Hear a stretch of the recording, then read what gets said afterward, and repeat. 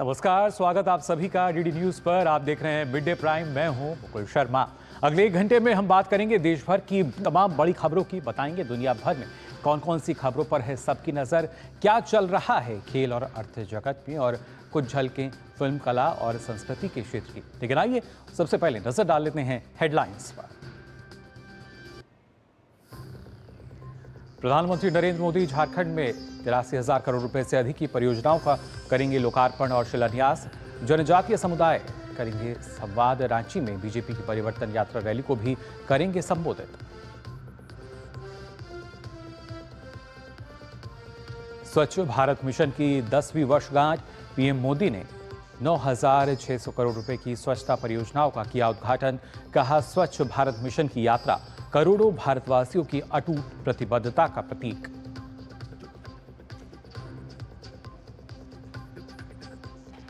देश भर में स्वच्छता अभियान से जुड़े कार्यक्रमों का आयोजन। केंद्रीय मंत्री और राज्यों के मुख्यमंत्रियों ने अभियान में लिया हिस्सा।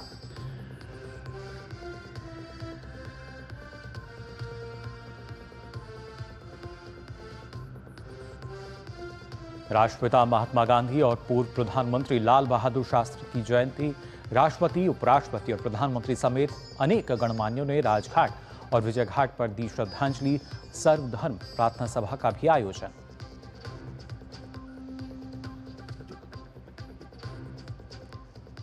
और इजरायल ईरान में संघर्ष के बीच डेनमार्क में इजरायली दूतावास के पास 2 धमाके।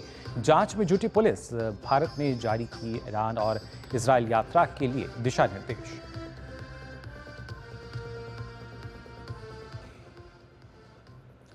और आइए शुरुआत करते हैं। सबसे पहले बात करते हैं आज राष्ट्रपिता महात्मा गांधी की 155वीं जयंती के अवसर पर। आपको बता दें, राष्ट्रपति, उपराष्ट्रपति, प्रधानमंत्री और लोकसभा अध्यक्ष ने महात्मा गांधी को उनके समाधि स्थल राजघाट पहुंचकर नमन किया। इन 4 तस्वीरों में आप देख सकते हैं राष्ट्रपति, उपराष्ट्रपति, प्रधानमंत्री और लोकसभा अध्यक्ष, जिन्होंने महात्मा गांधी की 155वीं जयंती पर उन्हें राजघाट पहुंचकर नमन किया।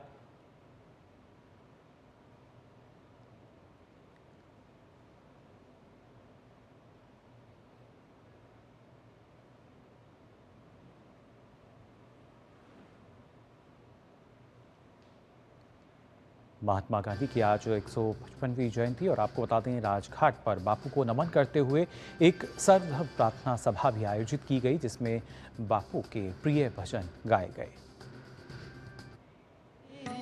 वैष्णव जन तो सकल लोक सहुने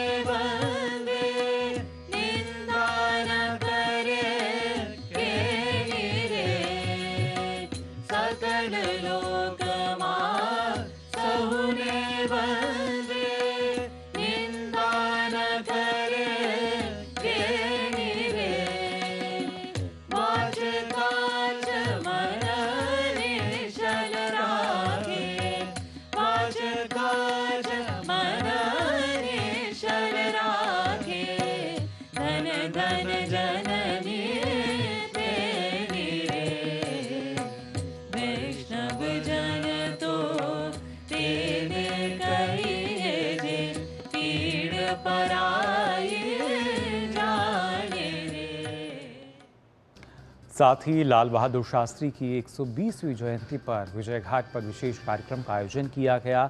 इस अवसर पर राष्ट्रपति द्रौपदी मुर्मू ने उनके समाधि स्थल विजय घाट पहुंचकर पुष्पांजलि अर्पित की।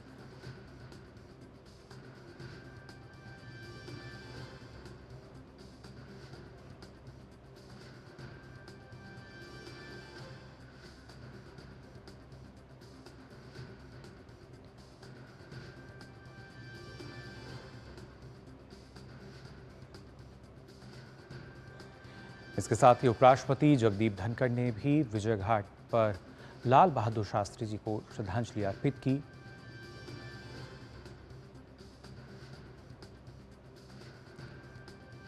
लाल बहादुर शास्त्री जी की 120वीं जयंती आज,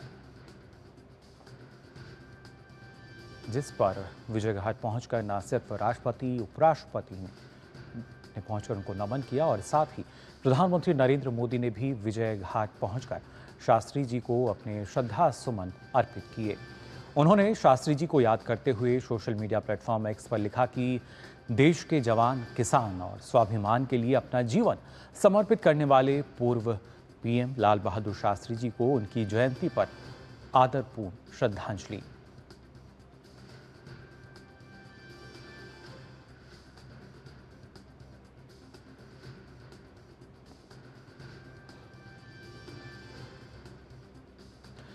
प्रधानमंत्री नरेंद्र मोदी ने महात्मा गांधी की 155वीं जयंती के अवसर पर स्वच्छ भारत दिवस कार्यक्रम में हिस्सा लिया। ये कार्यक्रम स्वच्छता के लिए अत्यधिक महत्वपूर्ण जन आंदोलन स्वच्छ भारत मिशन के शुभारंभ के 10 वर्ष पूरे होने के अवसर पर आयोजित किया गया था। इस मौके पर उन्होंने 9,600 करोड़ रुपए की लागत की साफ सफाई और स्वच्छता से संबंधित कई परियोजनाओं का उद्घाटन किया। इनमें अमृत और अमृत 2 के अंतर्गत परियोजनाएं, गोवर्धन स्कीम के अंतर्गत स्वच्छ गंगा राष्ट्रीय मिशन और 15 कंप्रेस्ड बायोगैस संयंत्र परियोजनाएं शामिल हैं। आज के इस महत्वपूर्ण पड़ाव पर आज स्वच्छता से जुड़े करीब 10,000 करोड़ रुपए के प्रोजेक्ट्स की भी शुरुआत हुई है। मिशन अमृत के तहत देश के अनेक शहरों में वाटर और सीवेज ट्रीटमेंट प्लांट बनाए जाएंगे।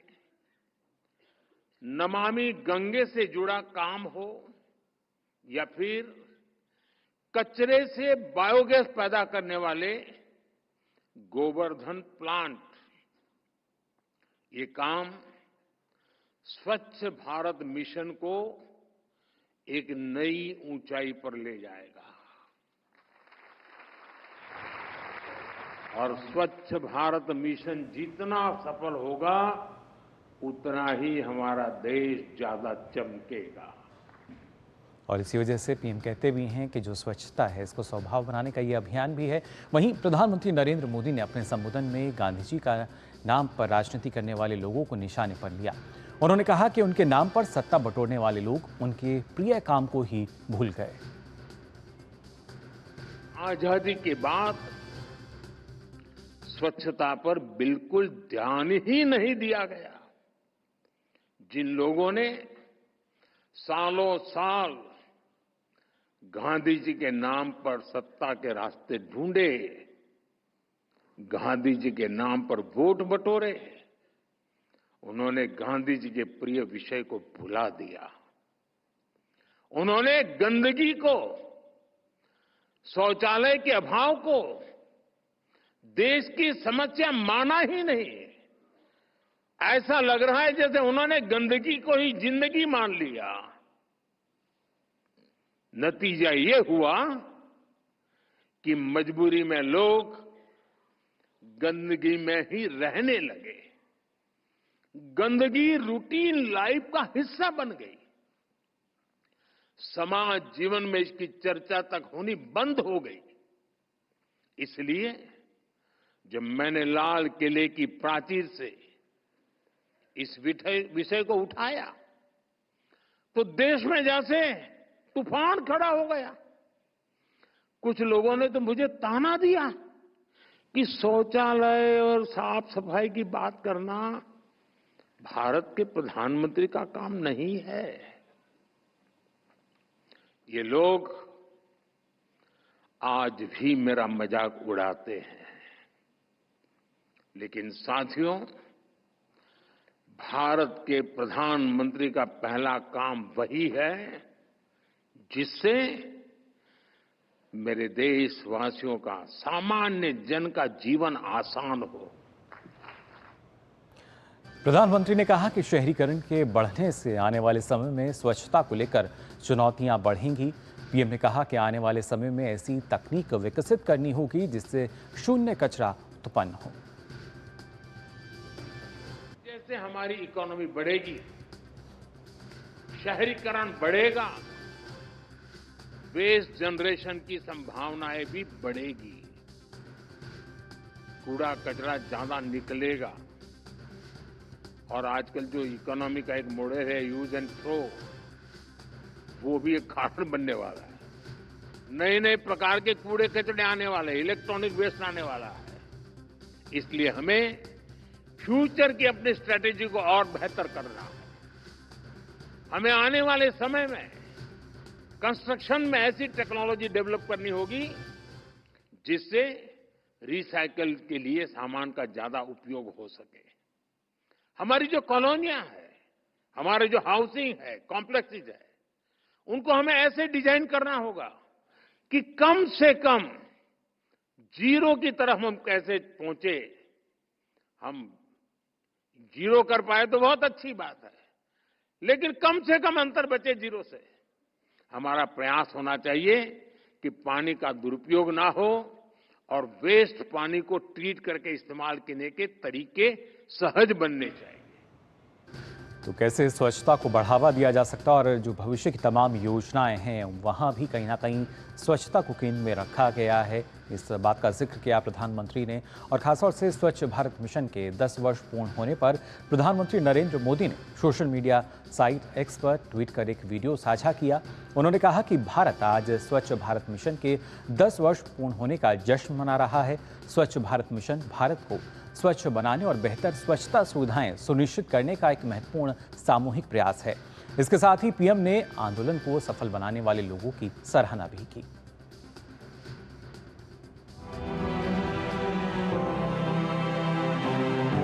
2 अक्टूबर को स्वच्छ भारत मिशन के 10 साल पूरे हो रहे हैं।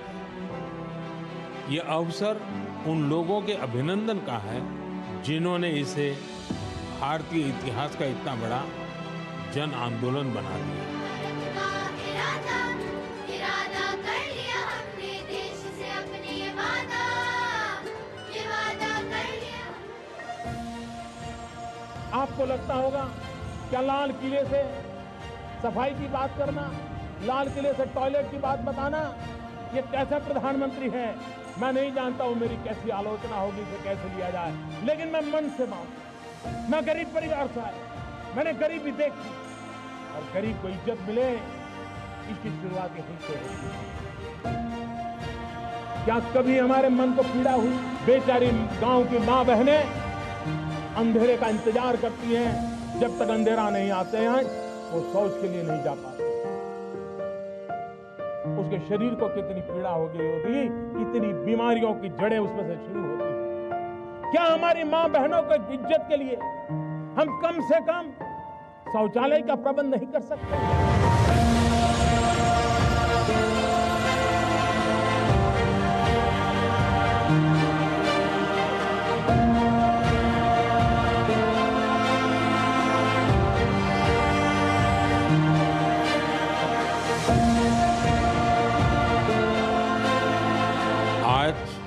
ये स्वच्छ भारत मिशन की ही सफलता है कि वेस्ट टू वेल्थ का मंत्र लोगों में लोकप्रिय हो रहा है। लोग रिड्यूस, रीयूज और रिसाइकल पर बात करने लगे।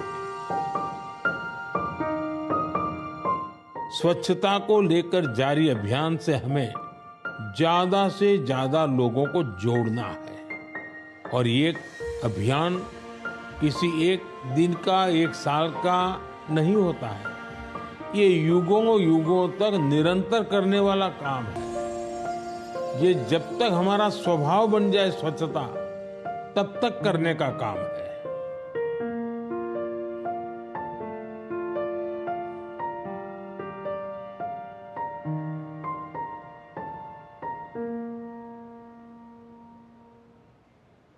तो देखा आपने वीडियो और सीधे तौर पर प्रधानमंत्री का जो एक संदेश है वो यही कि स्वच्छता जब तक स्वभाव ना बन जाए, जब तक इस तरह का जो अभियान है वो हमें चालू रखना होगा, वो चलते रहना चाहिए।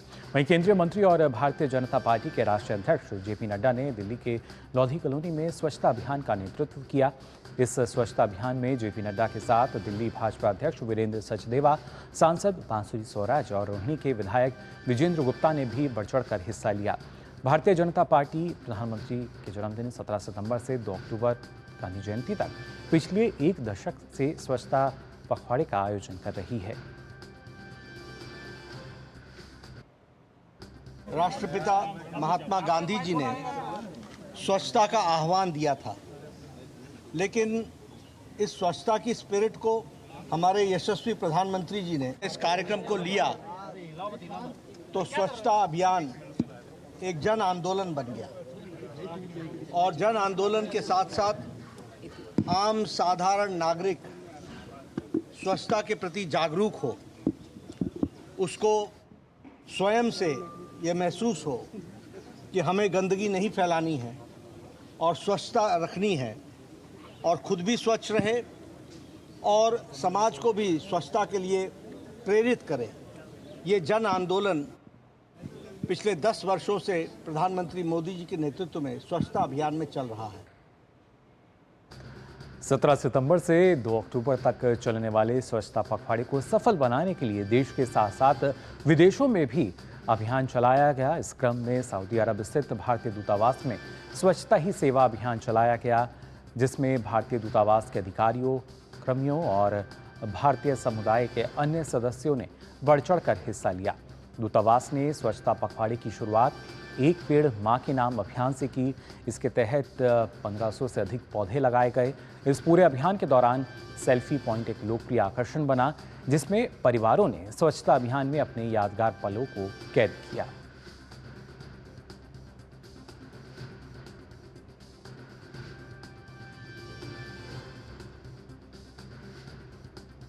तो ना सिर्फ देश में बल्कि आप देख सकते हैं दूसरे देशों में भी स्वच्छता अभियान जो है और ख़ास तौर से पखवाड़ा जो कि शुरू होता है 17 सितंबर यानी प्रधानमंत्री नरेंद्र मोदी के जन्मदिन से, वो 2 अक्टूबर तक चलता है। और इसमें हमने देखा किस तरीके से लगातार बदलाव आ रहे हैं और ख़ास तौर से कैसे जो स्वच्छता है उसको स्वभाव बनाने की कोशिश हो रही है। इस पर चर्चा के लिए हमारे साथ खास मेहमान जुड़े हैं। प्रोफेसर मक्खनलाल जी हमारे साथ जुड़े हैं, लेखक और इतिहासकार हैं। बहुत बहुत स्वागत आपका प्रोफेसर साहब। सबसे पहले जानना चाहूँगा, जिस तरीके से जो प्रधानमंत्री का एक संदेश है कि जब तक जो स्वच्छता है ये स्वभाव नहीं बन जाती, तब तक शायद आवश्यकता है कि इस तरह के अभियान जो हैं वो निरंतर चलते रहें और एक संदेश लगातार समाज में रहे कि आखिर क्यों आवश्यक है स्वच्छता। प्रधानमंत्री जी ने जब पहली बार लाल किले से ये बात कही थी तो गांधी जी की याद दिलाते हुए उन्होंने ये बात कही थी। दिल्ली से ये संदेश देना गांधी जी के जीवन के एक प्रकरण से शुरू करते हैं। गांधी जी जब भी दिल्ली आए जी तो वो कभी भी राष्ट्रपति भवन में नहीं रुके, कभी भी राष्ट्रपति वायसराय हाउस में नहीं रुके, कहीं बड़ी जगह नहीं रुके। तो उनके रुकने का स्थान अगर आपको याद हो भंगी कॉलोनी कहलाता था। और उन्होंने 2 बातें कही कि भारत गांव में बसता है और दूसरी बात कही कि भारत से गंदगी दूर हो जानी चाहिए जी। और उसी से उन्होंने स्वास्थ्य को जोड़ा, उसी से गांधी जी ने आर्थिक रूप से जोड़ा, अर्थ से जोड़ा, स्वास्थ्य से जोड़ा, देश की प्रकृति से जोड़ा। और एक बात जो हम कम से कम ये क्लेम कर सकते हैं कि 55 वर्षों से मैं इस देश की राजनीति को समझ रहा हूँ, देखता हूँ, अर्थ को दिख रहा हूँ। कभी भी किसी भी प्राइम मिनिस्टर ने, आदरणीय जवाहरलाल नेहरू से लेकर मनमोहन सिंह ने, कभी स्वच्छता की बात नहीं की, ग्रामों की बात नहीं की। हमेशा अर्बन डेवलपमेंट मिनिस्ट्री थी, अर्बन डेवलपमेंट होगा, गांव का कोई मिनिस्ट्री नहीं थी। There was no rural development ministry. It was Modi who came and in true spirit of Gandhi ji the first thing he took up वो ये था कि हमें स्वच्छ बनाना है। और 3 चीजें आप देखिए जो स्वच्छता की ओर ले जाती हैं। मोदी जी ने टॉयलेट की बात की, झाड़ू पोछे की बात की, सफाई की बात की। उज्ज्वला योजना भी आपके स्वास्थ्य और सफाई से संबंधित थी जी। करोड़ों लोगों को दिए गए गैस के कनेक्शन, जिससे जो गंदगी होती थी और चीजों से वो खत्म हो जाए। बिल्कुल। और प्रोफेसर साहब बड़ी बात ये हुई कि करोड़ों टॉयलेट्स बनाई गई जी, 11 करोड़ से अधिक जी। 11 करोड़ आपके पास तो पूरी है जी। और ये गांधी जी को अगर आप याद कीजिए भंगी कॉलोनी में या वर्धा आश्रम में या अहमदाबाद में, सबसे पहले उन्होंने टॉयलेट की बात वो करते थे जी। और यहाँ तक वो कह देते थे कि टॉयलेट साफ करने के लिए कोई दूसरा नहीं आएगा, आपको खुद साफ करना पड़ेगा। बिल्कुल, लगातार स्वच्छता को वो भी बढ़ावा देते थे, लेकिन जब हम बात करते हैं स्वच्छ भारत से स्वस्थ भारत की ओर, क्योंकि हाल ही में हमने देखा था नेचर मैगजीन में जो लेख प्रकाशित हुआ था जिसके तहत बताया गया कि स्वच्छ भारत मिशन से हर साल करीब 60 से 70 हज़ार जो बच्चे हैं उनको एक नई जिंदगी मिली है, जो कि कहीं ना कहीं बीमारियों का शिकार हो जाते थे, उनकी मृत्यु हो जाती थी, उसमें बड़ा बदलाव आया है। डायरिया की अगर बात की जाए 3 से 4 लोग प्रतिवर्ष इससे पीड़ित होते थे, उनको खतरा हो जाता था। महिलाओं का आप जिक्र कर रहे हैं कि जो बीमारियां हैं वो लगती थी, तो कहीं ना कहीं जो विजन दिया गया प्रोफेसर साहब वो अब सार्थक होता नजर आ रहा है। स्वच्छ भारत से स्वस्थ भारत की ओर हम अग्रसर हो रहे हैं। देखिए, स्वच्छ भारत ही घर में भी, हमारे घर में आप, मैं गांव का रहने वाला हूं, भाग्य है मेरा, सौभाग्य है कि मैं गांव का रहने वाला हूं और वहां से मेरा संबंध बना हुआ है। आप जब स्वस्थ हैं, निरोग हैं, तब आप हर तरह से जीवन में आगे बढ़ते हैं। स्वस्थता तभी आती है जब आप स्वच्छ जगह पर रहें। गंदगी आपके शरीर में जाती है और ये कहा जाता है कि शरीर अगर साफ नहीं है, स्वच्छ नहीं है, आप स्वस्थ नहीं रह सकते। और मोदी जी ने जो एक मिशन लिया जो जीवन के सारे एस्पेक्ट से, सारे आयामों से जुड़ा है, वो स्वच्छता। अगर आप स्वच्छ हैं तो स्वस्थ हैं, स्वस्थ हैं तो जो पैसा करोड़ों रुपया, अरबों रुपया देश का, आपका, हमारा जाता है इलाज में, वो बचता है। जब वो बचता है तो विकास के कामों में आता है। आप हमेशा निरंतर प्रगति की ओर बढ़ते हैं और विकास जब किसी व्यक्ति का होता है, समाज का होता है, तो वो विकास देश का होता है। जी, यानी सर्वांगीण विकास जो है, और इसको प्रोफेसर साहब हम ऐसे भी देख सकते हैं कि आमतौर पर क्योंकि जब स्वच्छता नहीं अगर रहती है तो बीमारियों का खतरा बढ़ जाता है, बीमारी होती हैं उसमें भी लागत लगती है। लेकिन अब वही शायद एक बचत के रूप में जो आम जनता है, जो गरीब परिवार हैं, जो गांव में बस्ती है, वहां अगर देखा जाए तो शायद एक बचत जो है आर्थिक रूप से भी वो मजबूत हो रहे हैं स्वच्छता के कारण। बात यही थी, आदरणीय प्राइम मिनिस्टर जी ने भी इस बात को इंगित किया था। अगर आप स्वस्थ रहेंगे, तभी आप कहा कि जो पैसा आप दवाइयों में खर्च कर रहे हैं, जो पैसा आपका बर्बाद हो रहा है, वो पैसा आपके जीवन में और अच्छे कामों को खर्च करने में आता है। वही पैसा बचता है जिसको आप बच्चों की पढ़ाई में खर्च करते हैं, वही पैसा बचता है जिससे आपका जीवन का उन्नति होती है, जीवन में स्टैंडर्ड ऑफ लिविंग बढ़ता है। तो यानी हर तरह से ये चीजें आगे बढ़ती हैं। जब आप किसी वैद्य के पास जाइए, सबसे वो पहले कहता है कि आपका पेट जो है गंदा है, गड़बड़ है, इसलिए आपका स्वास्थ्य नहीं ठीक है। यानी गंदगी चाहे पेट में हो, चाहे धरती पर हो, चाहे समाज में हो, वो समस्या पैदा करती है। लिहाजा उससे दूर पाने के लिए, दूर जाने के लिए, उसे हटाने के लिए मोदी जी ने जो पिछले 10 वर्षों में काम किया है, दुनिया में, मैं भारतवर्ष की बात नहीं कर रहा हूं, दुनिया में किसी भी देश में इस स्तर पे ऐसा काम सरकार के लेवल पे, व्यक्ति के लेवल पे, समाज के लेवल पे नहीं किया गया। जी बिल्कुल, और इसकी प्रशंसा जो है, मोदी जी का डिटर्मिनेशन है, जिसके साथ समाज उठ के खड़ा हो गया। देखिए, समाज का साथ खड़ा होना एक बात दर्शाता है। समाज किसी भी नेता के साथ नहीं खड़ा होता जब तक कि उसका उसमें विश्वास न हो। पूरा समाज हर तरह से खड़ा हो गया, छोटे बच्चे से लेके बड़े बुजुर्ग तक। यहाँ कूड़ा मत फेंकिए, यहाँ ये मत करिए, यहाँ वो मत करिए। ये मोदी के प्रति समाज की आस्था है।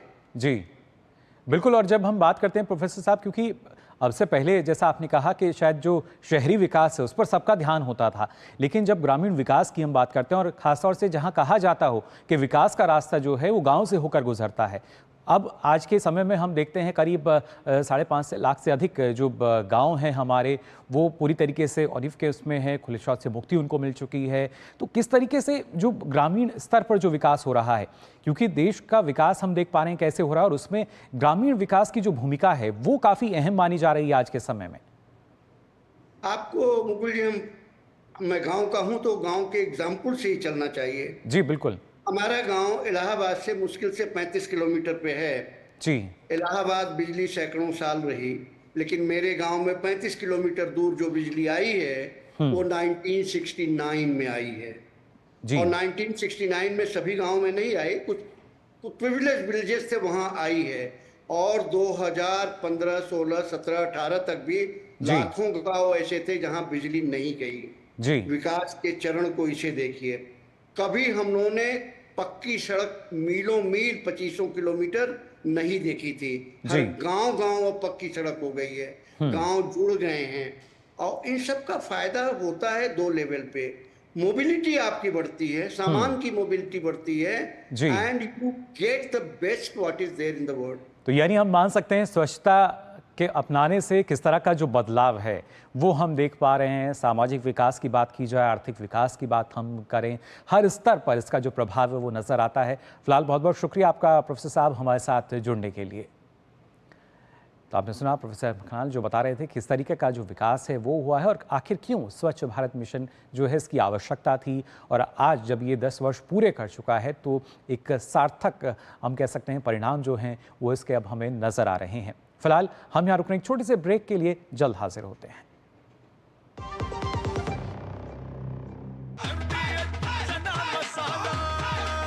अब छोलिया हो या लोबिया, सफेद चने या काले चने, सब कुछ मजेदार बने। बात जब पीढ़ियों के लिए बनने वाले घर की हो तो जिम्मेदारी बड़ी हो जाती है। गैलेंट समझता है ये जिम्मेदारी। अब डबल एम रिब्स के साथ गैलेंट एडवांस TMT रीबार, निर्माण का रियल हीरो।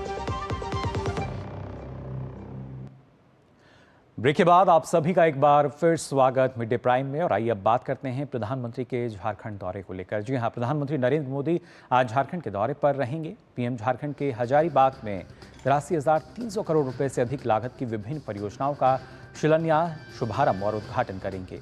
साथ ही वे जनजातीय समुदाय के साथ बातचीत भी करेंगे। आज झारखंड में भाजपा की ओर से शुरू की गई परिवर्तन यात्रा का समापन भी होना है। इस अवसर पर पीएम मोदी रांची में यात्रा की समापन रैली को भी संबोधित करेंगे। तो काफी महत्वपूर्ण प्रधानमंत्री का ये जो झारखंड का दौरा है, क्योंकि झारखंड को जब हम बात कर रहे हैं करीब 83,000 करोड़ से अधिक की जो विकास परियोजनाएं हैं उनकी सौगात मिलने जा रही है। और खासतौर से करीब अब से कुछ देर बाद प्रधानमंत्री वहां पहुंचेंगे। फिलहाल किस तरह की अभी जो माहौल बना हुआ है और कौन कौन सी तमाम योजनाएं होंगी इसको लेकर आइए बात कर लेते हैं। हमारे संवाददाता हजारीबाग झारखंड से दिवाकर कुमार जो हैं वो हमारे साथ जुड़ चुके हैं। दिवाकर, जानना चाहेंगे क्योंकि प्रधानमंत्री जहां पहुंचते हैं उत्साह तो चरम पर होता ही है, लेकिन जो विकास परियोजनाएं जिनका प्रधानमंत्री आज शुभारंभ करेंगे, शिलान्यास करेंगे, वो कितनी महत्वपूर्ण हैं झारखंड के विकास के लिहाज से? देखिए, झारखंड और देश, लेकिन सबसे पहले आप एक बार ये तस्वीर देखिए जो कह रहे हैं कि आप झारखंड में जो उत्साह है वो उत्साह इस तरीके से दिख रहा है। प्रधानमंत्री को अभी आने में अभी यहाँ करीब आधे घंटे का समय बाकी है, लेकिन लगातार जो सड़कों पर हुजूम है कार्यक्रम स्थल तक पहुंचने के लिए वो लगातार देखने को मिल रहा है। हमारे पीछे जो तस्वीर है वो आपको बताएं। अब जब हम योजना की बात करते हैं तो प्रधानमंत्री नरेंद्र मोदी का आज यहाँ पर 3 कार्यक्रम है बैक टू बैक। सबसे पहले वो जब हजारीबाग के विनोबा भावे विश्वविद्यालय में बने कार्यक्रम स्थल पर पहुंचेंगे तो यहाँ पर देश भर के लिए करीब 84,000 करोड़ रुपए की विभिन्न परियोजनाओं का वो उद्घाटन और शिलान्यास करेंगे। तो उसमें जो कहते हैं खास तौर पर जनजातीय समाज के विकास के लिए कई ऐसी योजनाएं जो पिछले 10 वर्षों में प्रधानमंत्री के नेतृत्व में चालू की गई है, उसमें एक आज नया आयाम जोड़ा जाएगा। ये जो विकास की परियोजनाएं हैं वो सिर्फ झारखंड के लिए नहीं है, बल्कि देश के जो आदिम जनजाति के लोग हैं उनके लिए, देश के तमाम शहरों के लिए, तमाम गाँव के लिए ये योजनाएं आज यहाँ से शुरू होने जा रही है, जो करीब 84,000 करोड़ रुपए की योजनाएं हैं। साथ ही साथ एकलव्य विद्यालय जो है करीब 2 दर्जन से अधिक एकलव्य विद्यालय का आधारशिला भी प्रधानमंत्री रखेंगे और शिलान्यास भी करेंगे। इसके अलावा जो ग्राम जनजातीय अभियान है धरती आबा के नाम, आपको याद होगा कि भगवान बिरसा मुंडा की झारखंड की जो ये धरती है उन्हें धरती आबा के नाम से भी जानते हैं, तो उनके नाम पर जो एक ग्राम अभियान की आज शुरुआत हो रही है वो भी प्रधानमंत्री यहाँ से करने जा रहे हैं। और जो जनजातीय समाज के करीब 5 करोड़ लोग हैं उनको इस तरह की योजनाओं से फायदा होगा। और प्रधानमंत्री का लगातार ये फोकस है कि आदिवासी और जनजातीय समाज जो विकास की धारा में पीछे रह गया था, इसी को ध्यान में आपको रखकर याद होगा कि कुछ दिनों पहले जो एस्पायरेशनल डिस्ट्रिक्ट का कॉन्सेप्ट लाया गया था, उनमें झारखंड के तमाम ऐसे जिले जहां आदिवासी बहुल इलाके हैं उनको विकास की धारा में किस तरीके से लाया जाए, उसके लिए कैसे वहां पे रोड की जो कनेक्टिविटी है वो जोड़ा जाए, पढ़ाई शिक्षा का जो बुनियादी व्यवस्था है उसके लिए एकलव्य स्कूल की अवधारणा रखी गई और देश भर के तमाम जो आदिवासी जनजातीय बहुल इलाके हैं वहां पर के बच्चों को कैसे फायदा हो, उसके लिए बाकायदा एकलव्य विद्यालय का कॉन्सेप्ट लेकर प्रधानमंत्री नरेंद्र मोदी के नेतृत्व में जनजातीय मंत्रालय लेकर आया। तो जनजातीय मंत्रालय की ओर से कई योजनाओं का आज यहाँ पर शिलान्यास भी होगा, आधार भी रखा जाएगा और तमाम तरह की जो योजनाएं हैं उसके जरिए प्रधानमंत्री आज मैसेज भी देंगे। और जो जनजातीय समाज के लोग हैं जिसके जरिए प्रधानमंत्री इंटरेक्ट से करते हैं, उनकी भावनाएं क्या है, उनकी किले सिकवे क्या है, उनको विकास की धारा में कैसे लाया जाए, तो उसके लिए प्रधानमंत्री भी यहाँ पर संवाद करेंगे। और उसके अलावा जो प्रधानमंत्री का एक महत्वपूर्ण कार्यक्रम ये भी है कि भारतीय जनता पार्टी की ओर से यहाँ पर एक परिवर्तन यात्रा और परिवर्तन सभा का आयोजन लगातार किया जा रहा है। आज 2 अक्टूबर को गांधी जयंती के अवसर पर उसका भी समापन होगा और वो यहीं से थोड़ी दूर वो गांधी मैदान में उसका समापन होगा। वहां भी प्रधानमंत्री को सुनने के लिए लाखों लोग पहुंचे हैं और सुबह से ही झारखंड में और पूरे जो हजारीबाग का इलाका है वहां जोरदार उत्साह और उमंग देखने को मिल रहा है। जी बिल्कुल दिवाकर, और जाहिर तौर पर जो खचाखच भीड़ है आपके पीछे हम देख भी पा रहे हैं। लेकिन जैसे आपने बताया, जब धरती आबा की हम बात करते हैं तो उनको जो महत्व दिया जाना चाहिए था, उनकी जो भूमिका थी, कहीं ना कहीं उसको पहले हमने देखा किस तरीके से दबाकर रखा गया। लेकिन अब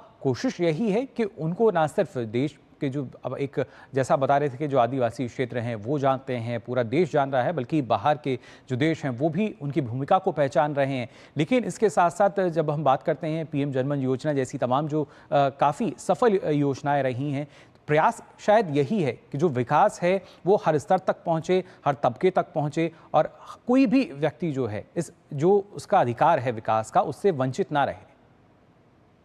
देखिए, निश्चित तौर पर कोई विकास से वंचित नहीं रहे, ये प्रधानमंत्री नरेंद्र मोदी की परिकल्पना है। सबका साथ सबका विकास, इसी सोच के साथ एनडीए सरकार पिछले 11 वर्षों से काम कर रही है और इसका एक फलाफल भी आपको लगातार देखने को मिल रहा है। आज जो योजना है, जो करीब 84,000 करोड़ रुपए की योजना है, जिसमें प्रधानमंत्री जनमन के तहत भी कई योजनाएं, प्रखंडों तक करीब 6,000 से अधिक प्रखंडों तक जो योजनाएं आज लॉन्च की जा रही है, उसका लोगों को फायदा दिखेगा। एकलव्य विद्यालय का जो कॉन्सेप्ट है वो उसी तरीके का कि जो आदिवासी समाज के लोग हैं, जनजातीय समाज के लोग हैं, जिन तक अभी तक बुनियादी सुविधाओं का विस्तार नहीं हुआ था, वहाँ पे स्कूलों का, और जो ये मॉडल स्कूल इन्होंने बनाया है, एकलव्य मॉडल स्कूल है, ये बेसिकली बच्चों के लिए रेसिडेंशियल स्कूल है। जो जनजातीय समाज के बच्चे हैं वो वहाँ पर रहकर पढ़ेंगे और कई दर्जन स्कूल अब तक खुल चुके हैं और प्रधानमंत्री आज कई अन्य जो स्कूल है खुलने वाले हैं उसका भी वो उद्घाटन करने जा रहे हैं। तो तमाम तरह की जो योजना है आज प्रधानमंत्री यहाँ से सौगात देंगे। साथ ही साथ सड़कों का जो निर्माण है, बुनियादी सुविधाओं का विस्तार है कि जो ट्राइबल्स इलाके हैं, जो दूर दराज के इलाके हैं, वहां पर किस तरीके से सड़कों का नेटवर्क पहुंचे, ताकि जो और तरह की सुविधाएं हैं, चाहे वो स्वास्थ्य की सुविधाएं हैं, नल जल की जैसे आज योजना है, बहुत सारे गांव सेलेक्ट किए गए हैं जो नल जल उनके घर तक स्वच्छ पानी पहुंचाया जाना है। क्योंकि आपको याद होगा कि अभी बहुत सारे इलाके ट्राइबल इलाके हैं जहाँ की पानी की बुनियादी सुविधाओं की कमी है। वैसे जगहों पर किस तरीके से पूर्ण गति से काम हो और साल भर के अंदर लोगों को पानी मिल सके, इस तरह के जो आज आयाम है वो भी यहाँ पर शुरू किए जाएंगे। तो तमाम ऐसे प्रयास प्रधानमंत्री नरेंद्र मोदी के द्वारा किए जा रहे हैं कि ताकि जो विकास की गंगा है वो जो छूटे हुए लोग अब तक रहे हैं आजादी के बाद मुख्य धारा में, उनको जिस तरीके से उनका अधिकार मिलना चाहिए, उनको जिस तरीके से शामिल होना चाहिए, वो अब तक नहीं मिल पाया था। तो वो तमाम तरह की चीजें आज यहाँ पर देखने को मिलेगी और प्रधानमंत्री को सुनने के लिए और उनके इनसे अट्रैक्ट करने के लिए लोगों में गजब का उत्साह और जोश पूरे झारखंड में और हजारीबाग में देखने को मिल रहा है। तो ये तमाम उत्साह आपको थोड़ी देर बाद भी यहाँ दिखेगा, लेकिन आप तस्वीरों में देख सकते हैं। हम थोड़ा कैमरामैन से बोलेंगे कि दिखा दे वो कि किस तरीके का जोश और हुजूम आप देखिए। लगातार सड़कों पर इसी तरीके से महिलाओं का हुजूम यहाँ पर आ रहा है। जो पंडाल बनाए गए थे मैदान, वो पूरी तरह से खचाखच भर चुके हैं। उसके बावजूद ये जोश और उमंग और उत्साह लगातार यहाँ पर देखने को मिल रहा है। जी बिल्कुल, बहुत बहुत शुक्रिया फिलहाल दिवाकर आपका इस महत्वपूर्ण जानकारी के लिए। दोबारा आपसे अपडेट हम देंगे जब प्रधानमंत्री वहां पहुंच जाएंगे। फिलहाल बहुत बहुत शुक्रिया। तो जाना आपने, आज प्रधानमंत्री का झारखंड का दौरा है और इस दौरान किस तरीके से जो विकास परियोजनाएं हैं वो समर्पित वहां करने जा रहे हैं और किस तरह का उत्साह फिलहाल वहां देखने को मिल रहा है। आपको बता दें, प्रधानमंत्री ने जापान के नवनिर्वाचित प्रधानमंत्री शिगेरू इशिबा को बधाई दी है। प्रधानमंत्री ने अपने सोशल मीडिया प्लेटफॉर्म एक्स पर पोस्ट करके कहा कि भारत जापान विशेष रणनीतिक एवं वैश्विक साझेदारी को और मजबूत करने तथा हिंद प्रशांत एवं उससे आगे के क्षेत्र में शांति एवं समृद्धि को बढ़ावा देने के लिए आपके साथ मिलकर काम करने की उम्मीद करता हूं।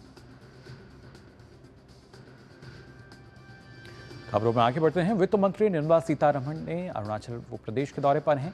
गांधी जयंती के अवसर पर वित्त मंत्री ने प्रदेश के नामसाई में महात्मा गांधी की प्रतिमा को पुष्पांजलि अर्पित की। इस अवसर पर नामसाई में सर्वधर्म प्रार्थना सभा का भी आयोजन किया गया। इस दौरान राज्य के उप मुख्यमंत्री और सांसद भी मौजूद रहे।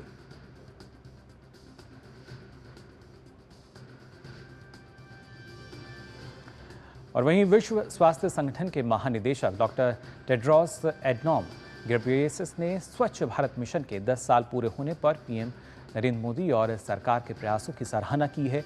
उन्होंने कहा कि भारत सरकार ने प्रधानमंत्री नरेंद्र मोदी की अगुवाई में स्वच्छ भारत मिशन के अंतर्गत स्वच्छता और स्वास्थ्य को प्राथमिकता दी है।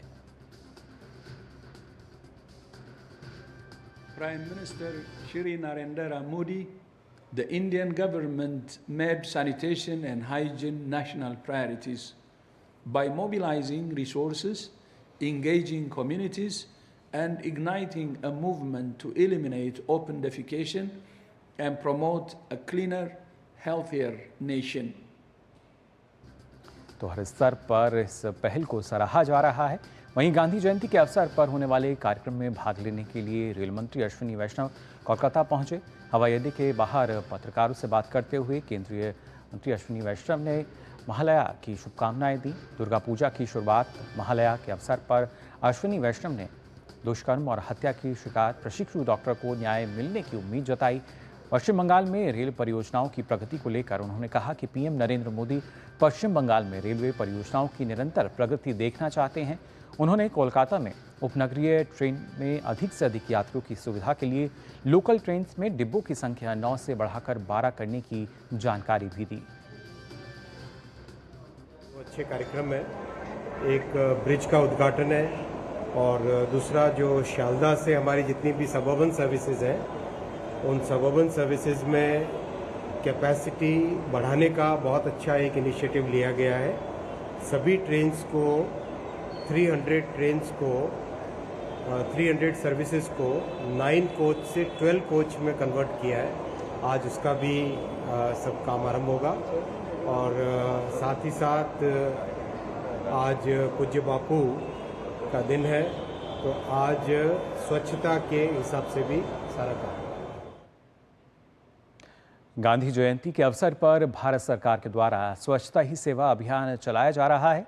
इस अवसर पर मशहूर रेत कलाकार सुदर्शन पटनायक ने ओडिशा के पुरी समुद्र तट पर स्वभाव स्वच्छता संस्कार स्वच्छता संदेश के साथ एक बेहद ही सुंदर रेत आकृति बनाई।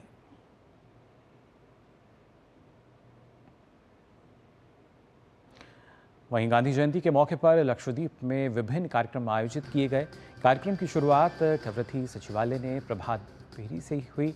इसका समापन गांधी स्क्वायर पर हुआ, जहां सलाहकार अवनीश कुमार, कलेक्टर अर्जुन मोहन, बंदरगाह विभाग के निदेशक गिरिशंकर और सैनिकों सहित अन्य लोगों ने गांधी प्रतिमा पर पुष्पांजलि अर्पित की। इसके बाद छात्रों ने साइकिल रैली निकाली। इसके बाद मेरा भारत कार्यक्रम के तहत नेहरू युवा केंद्र और एनएसएस कवरत्ती की ओर से तटीय सफाई कार्यक्रम भी आयोजित किया गया।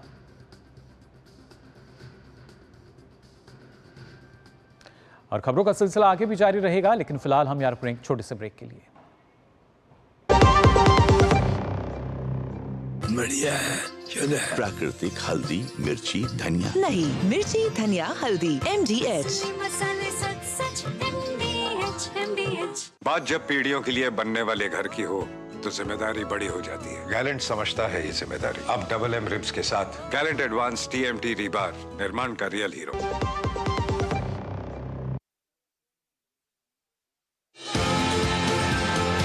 भारत का वैभवशाली इतिहास, हमारी समृद्ध कलाएं, सदियों से हैं हमारी पहचान।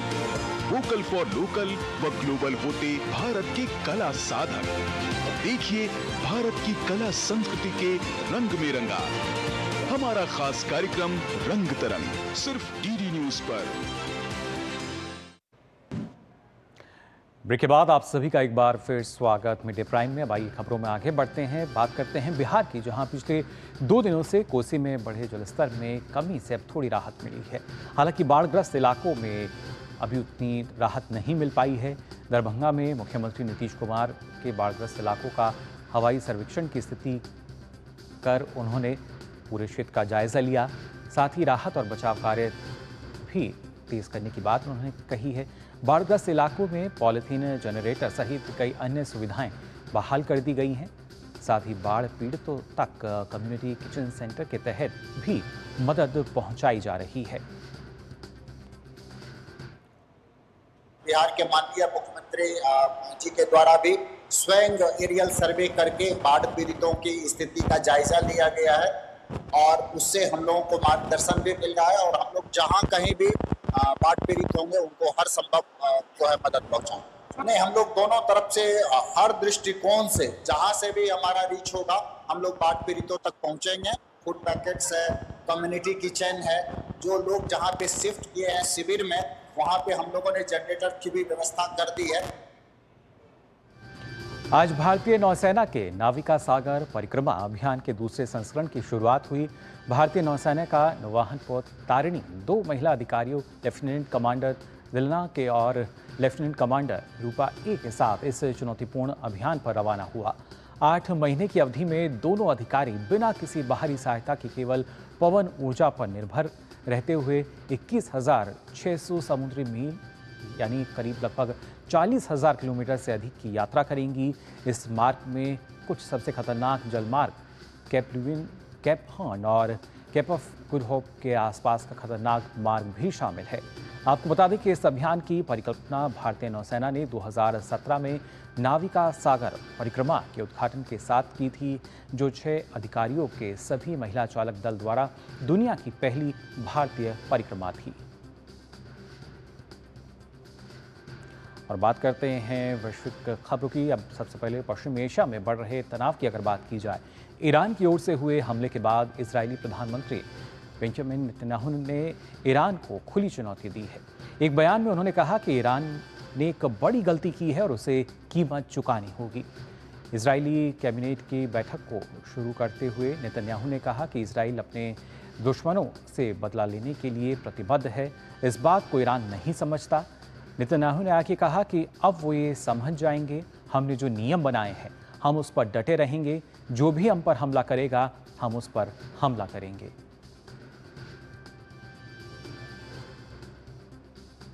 और भारत ने मध्य पूर्व में संघर्ष के बढ़ते खतरे को लेकर चिंता व्यक्त की है। अमेरिका में कार्नेगी एंडोमेंट वार्ता के दौरान हुई बातचीत में विदेश मंत्री डॉक्टर एस जयशंकर ने कहा कि संघर्ष के बढ़ने को लेकर भारत काफी चिंतित है। जयशंकर ने इजराइल पर हमास के हमले को आतंकवादी हमला बताते हुए इजराइल की जवाबी कार्रवाई को जरूरत बताया। साथ ही विदेश मंत्री ने कहा कि किसी भी देश को किसी तरह की प्रतिक्रिया से पहले अंतर्राष्ट्रीय मानवीय कानून को ध्यान में रखना जरूरी है। तो इजराइल पर ईरानी हमले के बाद उत्पन्न हुई तनावपूर्ण स्थिति के बीच इजराइल में स्थित भारतीय दूतावास ने वहां रह रहे सभी भारतीय नागरिकों को सतर्क रहने की सलाह दी है। साथ ही भारतीय दूतावास ने सुरक्षा प्रोटोकॉल का पालन करने की भी सलाह जारी की है। तेल अवीव में मौजूदा स्थिति को देखते हुए नागरिकों से देश के भीतर अनावश्यक यात्रा से बचने और सुरक्षा आशयों के करीब रहने का आग्रह किया है। दूतावास ने आपात स्थितियों के लिए हेल्पलाइन नंबर जारी कर दिए हैं। इन नंबर पर वे किसी भी समय फ़ोन कर मदद मांग सकते हैं। भारतीय दूतावास स्थिति पर नज़र बनाए हुए है और साथ ही नागरिकों की सुरक्षा के लिए इजरायली अधिकारियों के साथ संपर्क में भी है।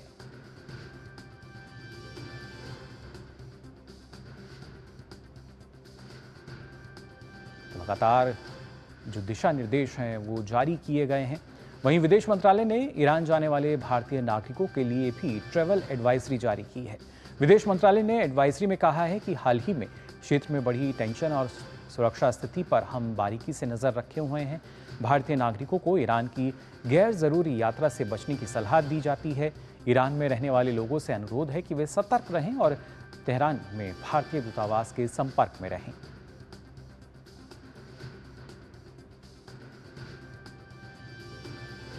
वहीं पश्चिम एशिया में बढ़ते तनाव के बीच संयुक्त राष्ट्र सुरक्षा परिषद ने आज एक इमरजेंसी मीटिंग बुलाई है। इस मीटिंग में ईरान के इजराइल पर किए गए हमले पर बातचीत होगी। साथ ही मध्य पूर्व में युद्ध के बढ़ते खतरे को लेकर भी चर्चा की जाएगी।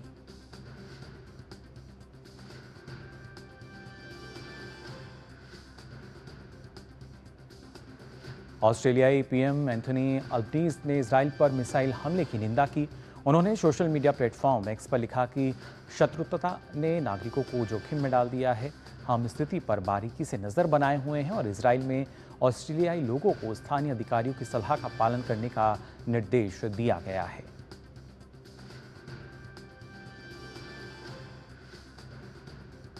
लेबनान में हिजबुल्लाह के खिलाफ जमीनी सैन्य कार्रवाई शुरू करने वाले इजराइल पर ईरान ने मिसाइलों की बौछार कर दी। इस हमले के बाद यूके के प्रधानमंत्री कीर स्टारमर ने कहा कि ईरान के मिसाइल हमले के बाद इजराइल की सुरक्षा और नागरिकों की सुरक्षा के लिए उनका देश मजबूती से उनके साथ खड़ा है। उन्होंने ईरान द्वारा किए गए हमले की निंदा की। इसके साथ ही यूके प्रधानमंत्री ने इजरायली प्रधानमंत्री नेतन्याहू, जॉर्डन के राजा, राष्ट्रपति मैक्रोन, चांसलर स्कॉल्स, लेबनान के प्रधानमंत्री मैक्वार्टी, राष्ट्रपति अब्बास सहित अन्य नेताओं से बात की।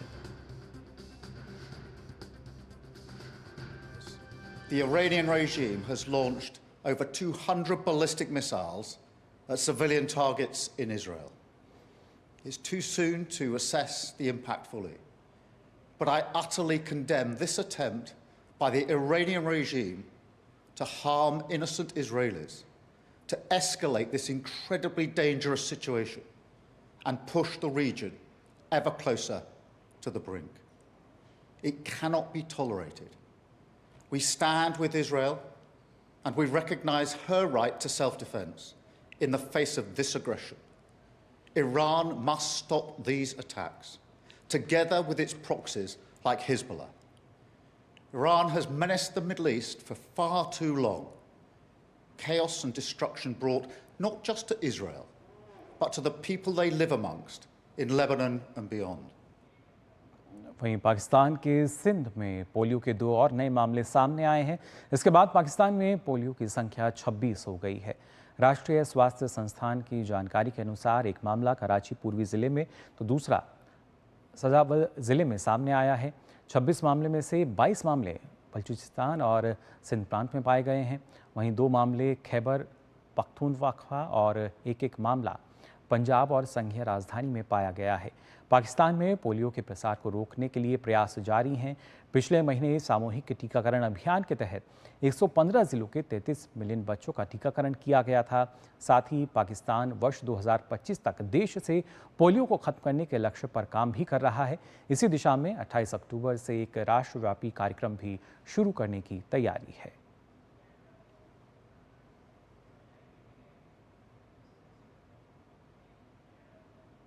और मिड डे प्राइम में आइए अब बात करते हैं खेल जगत की खबरों की, और इसके लिए अब रुक कर लेते हैं हमारे सहयोगी गौरव का। शुक्रिया मुकुल। और खेल की खबरों की शुरुआत करेंगे पाकिस्तान क्रिकेट की खबर के साथ, जहां पर बाबर आजम ने पाकिस्तान क्रिकेट टीम की कप्तानी से इस्तीफा दे दिया है। उन्होंने सोशल मीडिया पर अपने इस फैसले की जानकारी दी है। बाबर ने कहा है कि कप्तानी का एक्सपीरियंस उनके लिए काफ़ी शानदार रहा। इसके साथ ही उन्होंने अपने फैंस का शुक्रिया अदा किया। बाबर ने कहा कि मैं आपके अटूट समर्थन और मुझ पर विश्वास के लिए आप सबका आभारी हूं। आपका उत्साह मेरे लिए बहुत मायने रखता है। बाबर आजम को आईसीसी T20 विश्व कप की शुरुआत से पहले टीम की कमान सौंपी गई थी।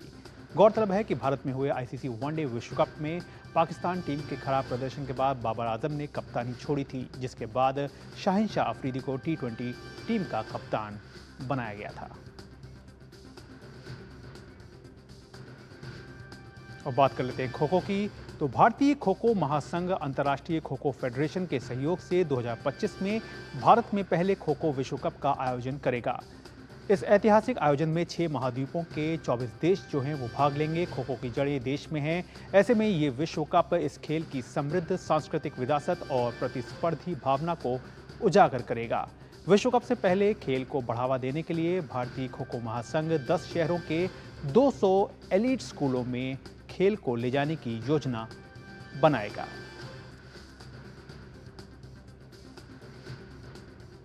तो kho kho federation of India के अध्यक्ष सुधांशु मित्तल ने डीडी न्यूज से खास बातचीत में इस बात को सामने रखा कि देश अगले साल जनवरी में खो खो विश्व कप की मेजबानी करेगा। उनके मुताबिक इस विश्व कप में दुनिया भर की चुनिंदा टीमें शिरकत करेंगी। इसके साथ ही सुधांशु मित्तल ने कहा कि उन्हें उम्मीद है कि 2032 के ओलंपिक में खो खो भी शामिल रहेगा। खो खो भारत का एक प्राचीन खेल रहा है, लेकिन पिछले कुछ समय के दरमियान सरकार और kho kho federation of India के द्वारा इसे दोबारा जीवंत करने के लिए कई तरह के प्रयास किए गए हैं। और इस वक्त हमारे साथ kho kho federation of India के अध्यक्ष सुधांशु मित्तल हैं। आइए उनसे बात करते हैं। सुधांशु जी, लगातार कई तरह के प्रयास जो हैं, चाहे लीग के तौर पर देख लें, चाहे अन्य स्तर की प्रतियोगिता के तौर पर देख लें, खो खो को लगातार आगे बढ़ाया जा रहा है। अब इस चैप्टर में क्या कुछ नया है? अंतर्राष्ट्रीय खो खो फेडरेशन ने kho kho federation of India को प्रथम world cup kho kho championship का राइट दिए हैं और हिंदुस्तान में जनवरी के महीने में प्रथम विश्व कप खो खो चैंपियनशिप का आयोजन हो रहा है। ये अपने आप में बहुत बड़ी बात है। खो खो आज 54 देशों में खेला जाता है और अभी जो एंट्रियां आई हैं 34 देशों की महिलाओं में और 34 देशों की पुरुषों की प्रतियोगिता के लिए आई है, जो बहुत बड़ी बात है। तो इस समय विश्व के कोने कोने से इस प्रतियोगिता में भाग लेने के लिए एंट्री आ चुकी है। जाहिर तौर पर एक बड़ी उपलब्धि जो है वो कहीं ना कहीं है खो खो के खेल को लेकर, लेकिन इसके साथ ही जिम्मेदारी भी जो है वो अब ज़्यादा बढ़ गई है। बहुत बड़ी जिम्मेदारी है, लेकिन देखिए इसका सफ़र बड़ा अच्छा है। मिट्टी से ये सफ़र चालू हुआ, मैट तक आया और अब मैट से फैल के ये विश्व में फैल गया है। जो हम लोग प्रतियोगिता का आयोजन करने वाले हैं वो विश्व स्तर पर एक नया मील का। और आइए अब आपको दिखाते हैं स्वच्छ भारत मिशन जिसके 10 वर्ष पूरे हो गए हैं, उसको लेकर प्रधानमंत्री ने एक वीडियो साझा किया है। आइए देखते हैं।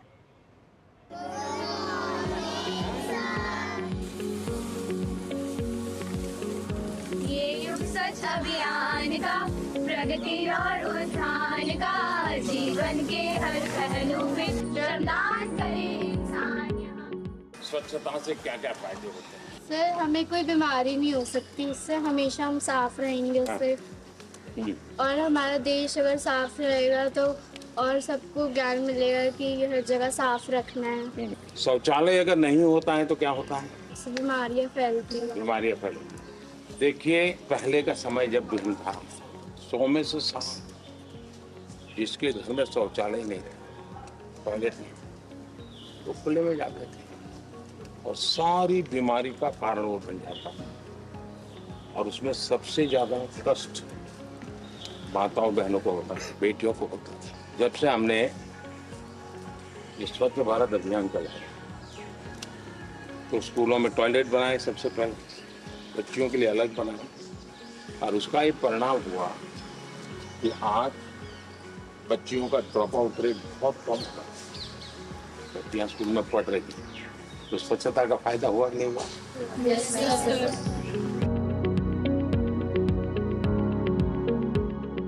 आज किस किस का जन्म जयंती है? हाँ, और दूसरा लाल बहादुर शास्त्री। लाल बहादुर शास्त्री। आज आप में से कोई योगा करते हैं? अरे वाह, इतने सारे। आसन से क्या फायदा होता है? सर, हमारी बॉडी में फ्लेक्सिबिलिटी आता है। फ्लेक्सिबिलिटी और सर, उससे डिजीज भी कम होता है सर, ब्लड सर्कुलेशन अच्छा होता है बॉडी में।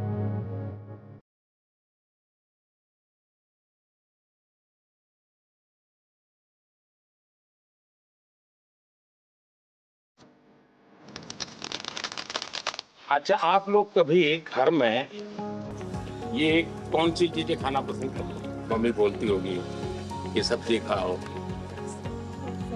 दूध पियो, तो कौन कौन लोग हैं झगड़ा करते हैं? सब सारी सब्जी खाती है। करेला भी खाती है? करेले को छोड़ कर। अच्छा, करेले को छोड़ कर। आपको मालूम है सुकन्या समृद्धि योजना क्या है? क्या?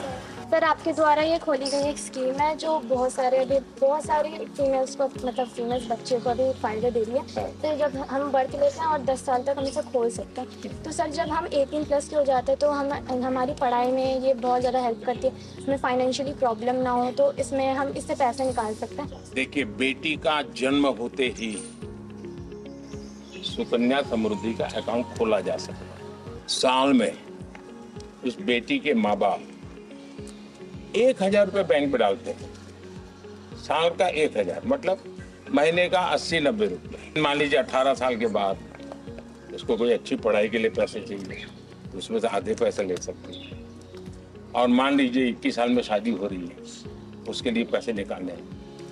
अगर 1000 रुपये रखे हैं तो उस समय जब निकालेंगे तो करीब 50,000 रुपये मिलता है।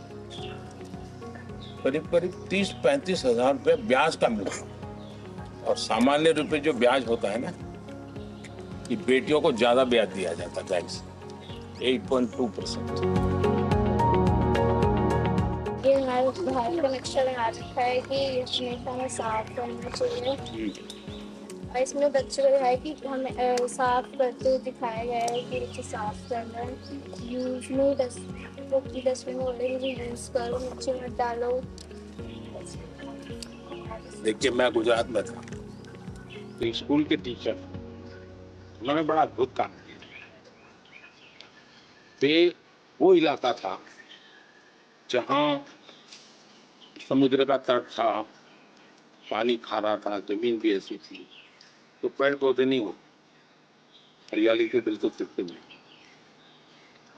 तो उन्होंने क्या किया, बच्चों को सबको उन्होंने बॉटल दिया, बिस्किट था खाली था, या तो वही के कैन आते हैं खाली, वो धो करके साफ करते सब बच्चों को दिया। और कहा कि घर में माँ जब खाना साफ तो बर्तन साफ करती, तो खाने के बर्तन पानी से जब धोती है वो पानी इकट्ठा करती और वो पानी इस बोतल में भर के हर दिन स्कूल ले आओ। और हर एक को कह दिया कि ये पेड़ तुम्हारा, अपने घर से जो बोतल में वो अपने किचन का पानी लाएगा वो उसमें डालना उसको पेड़। और मैं जब 5-6 साल के बाद स्कूल गया, पूरा स्कूल इससे भी ज्यादा ड्राई वेस्ट हाँ डस्टबिन में बहुत कूड़ा डालते तो वो अलग हो जाता है। तो इसमें ना अगर हम सूखा कूड़ा डालेंगे और उसमें गीला कूड़ा डालेंगे तो ऐसे जमा करेंगे तो खाद बनती है, उससे खाद बन के हम लोग। तो ये करते हैं आप लोगों के घर में ये ड्राई वेस्ट करते हैं पक्का?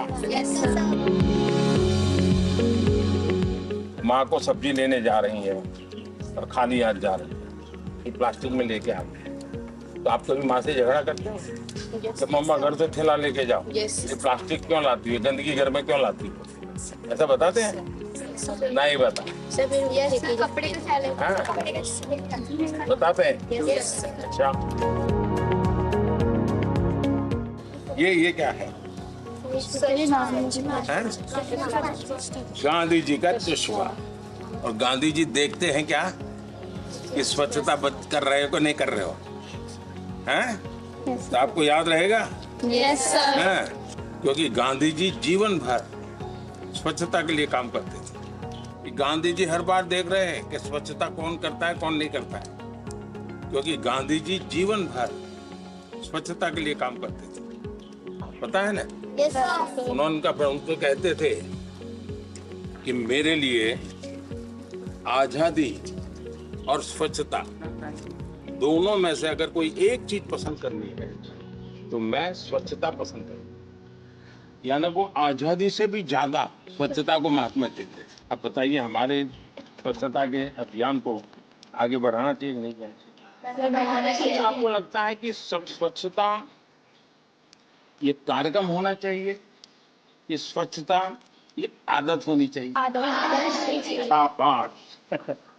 लोगों को क्या लगता है कि स्वच्छता तो मोदी जी का कार्यक्रम है, लेकिन हकीकत ये है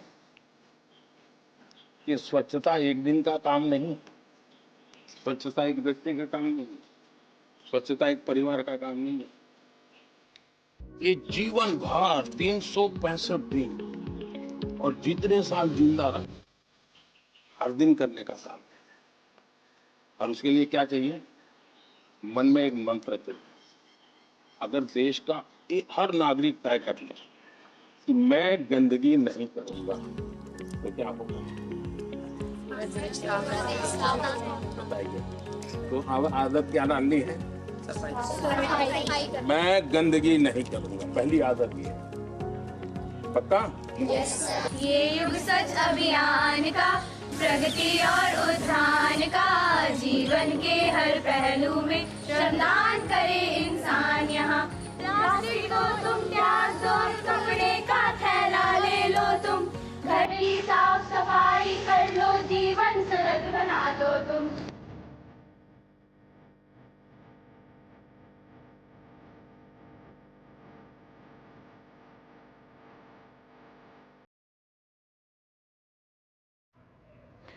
तो देखा आपने ये वीडियो जिसे साझा किया प्रधानमंत्री ने। इस दौरान वो स्कूली बच्चों से संवाद करते नजर आए, उनको बताते नजर आए कि जो स्वच्छता है इसका क्या महत्व है, और साथ ही उन्होंने इस बात पे जोर दिया कि जो स्वच्छता है वो कोई कार्यक्रम नहीं बल्कि एक आदत होनी चाहिए।